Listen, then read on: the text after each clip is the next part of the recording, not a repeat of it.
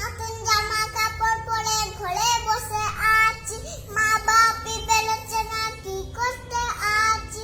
নতুন জামা কাপড় পরে ঘরে বসে আছি, মা বাপি বেরোচ্ছে না কি করতে আছি। ফুচকা এবার খাবো না, প্যান্ডেলেতে যাবো না। ফুচকা এবার খাবো না, প্যান্ডেলেতে যাবো না। ঘরে বসে ঠাকুর দেখি, করেন টাইম পুজো।